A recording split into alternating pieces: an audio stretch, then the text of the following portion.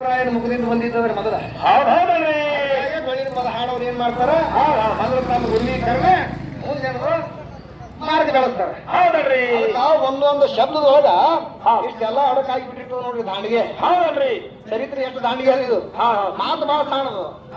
ಮಾಳಪ್ಪ ಹೆಜ್ಜೇರಿ ಕರಿ ಹಾಡಿಕೊಂಡ ಇದು ಇಷ್ಟೇ ಅಂತ ಶಬ್ದನೆ ಕರಿ ಇಷ್ಟಕ್ಕೆಲ್ಲ ಇಷ್ಟು ಗುಡ್ಡ ಸುತ್ತಬೇಕಾಗ. ಹೌದಲ್ರಿ ಅದಕ್ಕಾಗಿ ಮುಂದೆ ಏನಾಗ್ತದ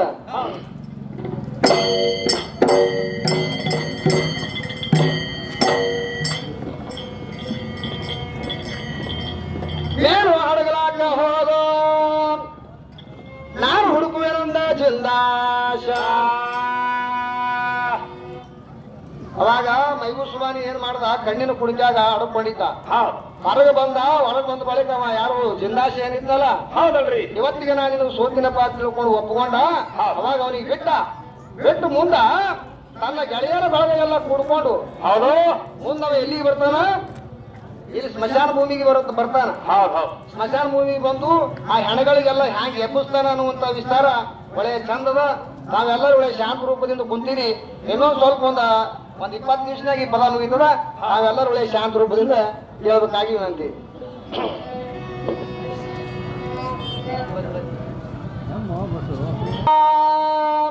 ಹುಡುಗರಿಗೆ ಕರ್ಕೊಂಡು ಊರ್ ಹೊರಗೆ ಹೋಗಿ ಹಜ್ ಮಾಡಿ ಬರ್ತಿದ್ದ ನಿತ್ಯ ಸ್ವರ್ಗವಾಗ. ಅನ್ನ ಗೆಳೆಯರ ಜೀವ ತಗೊಂಡು ಹೋಗ್ತಿದ ಧರುಣಿ ಮ್ಯಾಗ. ತನ್ನ ಗೆಳೆಯರ ಜೀವ ತಗೊಂಡು ಹೋಗ್ತಿದ ಸ್ವರ್ಗದ ಮ್ಯಾಗ.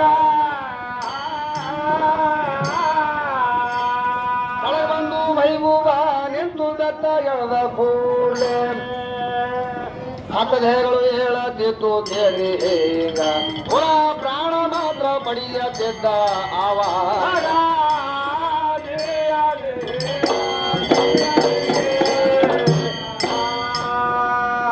ಒಂದಾನೊಂದು ದಿವಸ ಅದೇ ಊರಾಗೊಂದು ಕಡಿಮೆ ಮಗ ಸತ್ತೀತು.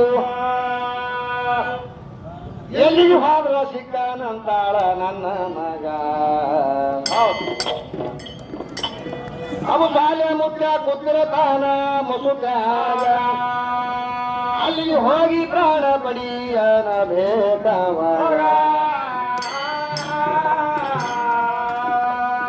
ಅತ್ತ ಮುಂದಿನ ಎತ್ತಿ ಒಯ್ದು ಸತ್ಯಾತ್ಮ ಅಂತಳ ಬಡವಿ. ಮುತ್ಯ ನನ್ನ ಮಗನ ಪ್ರಾಣ ಪಡಿಯೋ ಈಗ.